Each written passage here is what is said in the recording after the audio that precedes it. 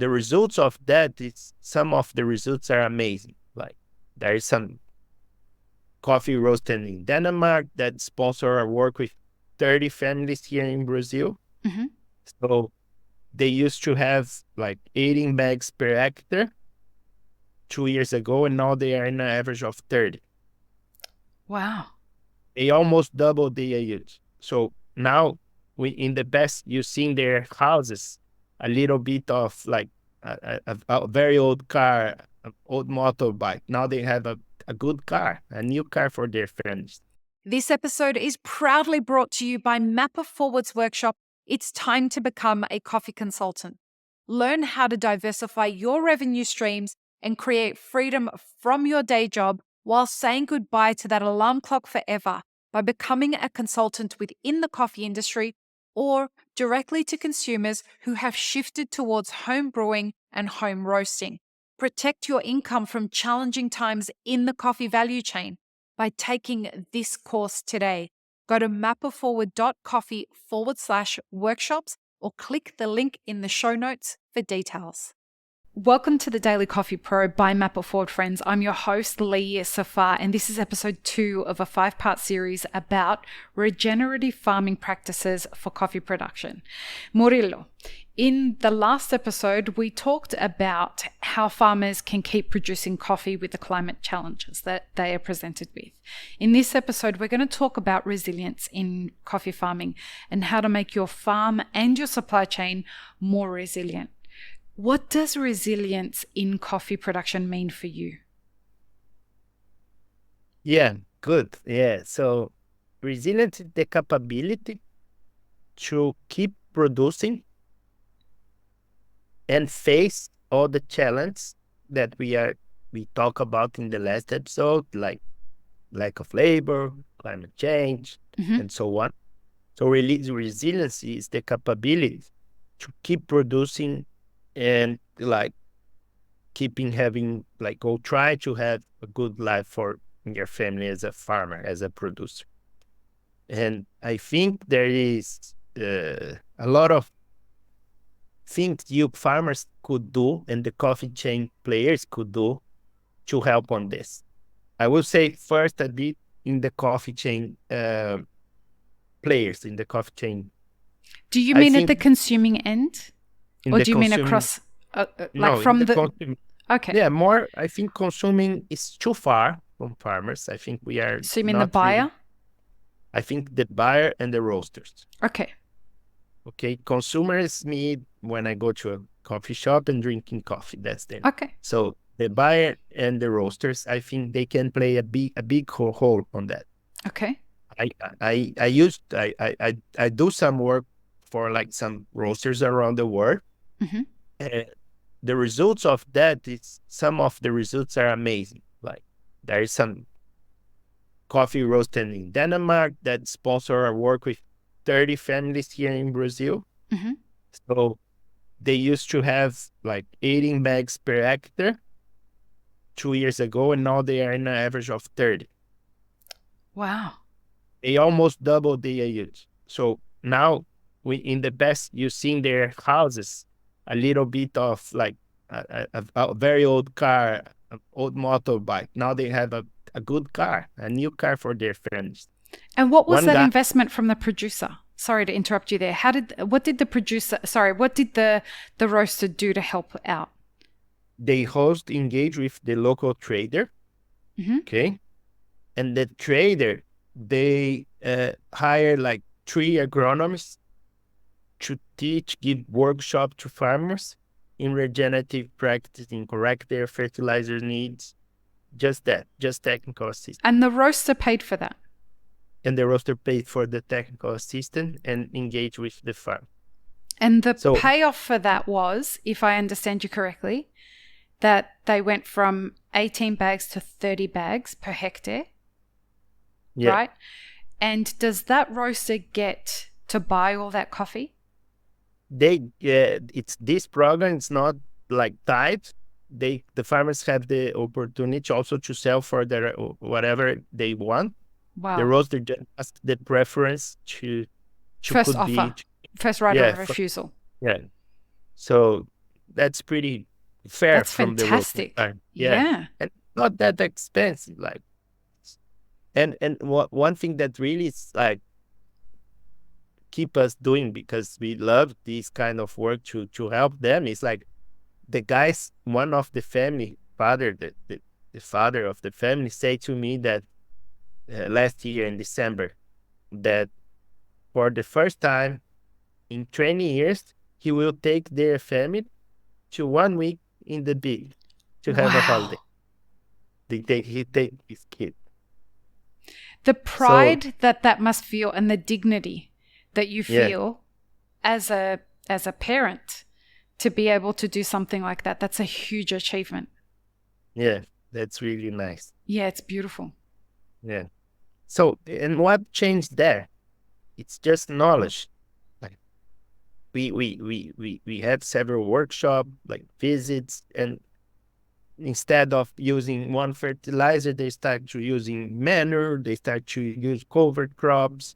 They prune their plants easier. So it's much like as I said, I belong to a group of agriculture network that's called Nuffield. It's quite interesting, and there are other that's called GAS. It's Group of Sustainable Agriculture, and we say that for regenerative and sustainable ag, you change from a mindset of agriculture based on inputs Mm-hmm. and agriculture based on knowledge. Right. You know, So go on, please. yeah, in Brazil we have a big pressure because there's a lot of like agriculture companies. They're important. They develop new technology. I don't blame them, but sometimes it's very based on purchase money and throw inputs in farmer. But there's an alternative, right? Our Yeah, mutual friend, Felipe from FAF and his yeah, family, they do fantastic practices around regenerative farming. yeah. They are amazing. Like in Felipe, it's a good guy. Like He's a a great true guy. fan. Yeah, he and his family. They invite the roaster, their clients, Yeah. to invest in some farmers and do like sustainable program. And they know, oh, this farm they will need something to protect their like spring. And then like the roaster give like one small like like native trees so they can plant around the spring and they have clean air water. And Felipe management this the FAFman very good. So 2 years ago we starting to produce some microorganisms in Felipe farms in FAF, and now Wow. and distribute the good microorganisms that will benefit the soil, the plants to their farmers. So that's great. Tell me, if you don't mind me asking, if there are roasters out there that are listening and they say, I want to find a way that I can help producers, how do they find, let's say they can get in contact with FAF, they can get in contact with you, but let's say that they want to do something in, I don't know, in Guatemala. What's the way that you would recommend that a roaster figure out how to do something like that? Is it as easy as picking up the phone and calling the, I don't know, Yeah. how do you do something like this? No, I think they need to be closer to their supply chain. Okay. Okay. And probably they will aggregator, like their partner, Right. their local partner. So, but this guy, the local partner, need to have strong values of this. Right. Because not all of them want to see this happen, right? You're Yeah, talking about because like exporters, right? yeah.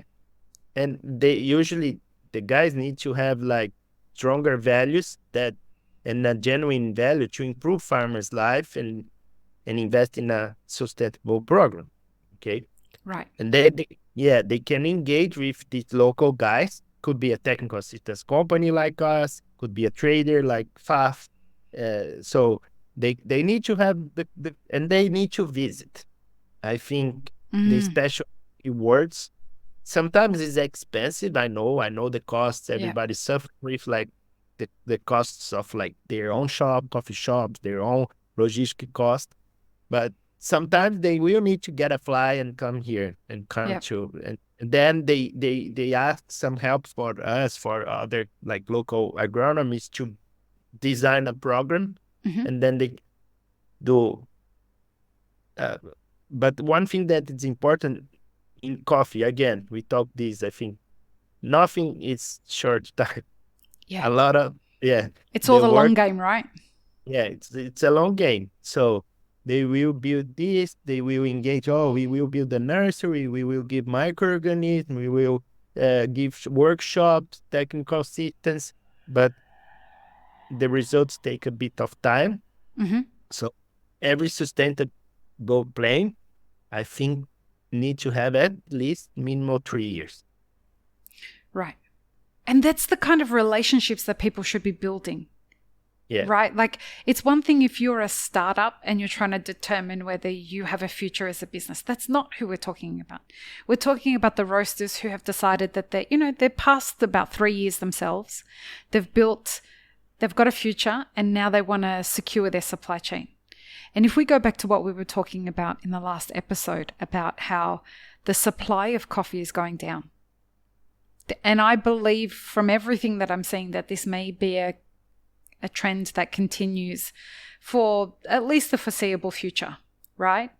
People need to understand that just basic supply and demand economics means that as the supply goes down, the cost is going up. And as the cost goes up, that means that there's going to be fewer and fewer businesses that can participate because they won't have access and they can't afford the access to the coffee that is, which means that there are going to be roasteries that go out of business. Yeah. Yeah. Do you know something that it's weird and funny? Like, as a farmer, putting the head of farm, one of my main one of my main Fears? concerns, it is don't have nobody to sell my coffee in 3 years. Yep. And if you put like a roaster and a guy that are investing in coffee shops or a roaster in Dubai, yep, one of their concern, don't have coffee to buy in 3 years. Right. So right. the opportunity of this sustainable project is linked to in a medium term. Exactly. And this is where, no disrespect to importers. Importers play an important role in the whole process, particularly for smaller businesses who can't afford the risk to fund the importing of the coffee. Importers play an important role. But if you're more than a small business and you're starting to age into being, business, like we said, on the bigger side of small business and headed towards medium-sized business, you should find a way to build these relationships with producers. And if you don't know how to do that, get in contact with us so that we can put you in contact with the right people. And you should listen to more episodes of this podcast and get in contact with the guests. Get in contact with Murilo if you think that you want to start working with producers from Brazil. And as you heard in the last episode, it's not just producers in Brazil that Murilo has access to. It's producers in Saudi, it's producers in Ethiopia, it's producers all over the world. So please don't be shy to just reach out to the guests on this podcast. And we have links in the show notes specifically for this reason, so that you can connect with people who can help you do this stuff. Because as Murilo is saying, producers are scared that they're not going to find buyers. And buyers are scared that they're not going to find coffee. This is crazy. Yeah, one thing that I think good traders, like Faf does, that I'm trying now start to do in my farm, is like get a strong partnership with roaster and clients. And maybe they could have not the coffee of this year. They invest in the future crops. Yeah, they invest, and then it's like we put their name, the variety, the altitude, all the treatment that we will do, and they will have kind of first option or guarantee that 50% of that coffee plot produced we will ship to these guys. And here's the challenge with that. I think that's a wonderful idea, and I would have loved to see more of that happening in the supply chain 5 years ago or 10 years ago, because the reward of all of that would be, we would really be seeing that now. I feel that what's going to happen as this crisis continues to unfold, because we're really at the beginning of it, for the consuming end. What I feel that we're going to have is a consolidation of roasting companies happening, right? And all farmers, I think Brazil will increase the market share. Yep. And we have to accept that that's the future that's happening. And as much as we can mitigate this, we should mitigate it. If there are roasters out there that are thinking, look, I've got enough capital that I can actually participate in something that these guys are talking about, this is a way that you can save your business from, and you can save a farmer's business so that you guys can grow together and secure each other's supply chain. So yeah, that's an option for that. Okay, in the next episode, we're going to be talking about the value of local knowledge and local agricultural inputs. It's a continuation, really, of this conversation. So please, guys, join us in the next episode for what is a fantastic conversation with Murilo. Peace, love, and peanut butter. Have an amazing rest of your day. I really hope you enjoyed this episode, friends. Please don't forget to show us some love by subscribing, liking, commenting, and most of all, sharing this podcast with your friends. Check the show notes for links, including our sponsors and our Patreon, and stay tuned for more great conversations on the Daily Coffee Pro by Map It Forward.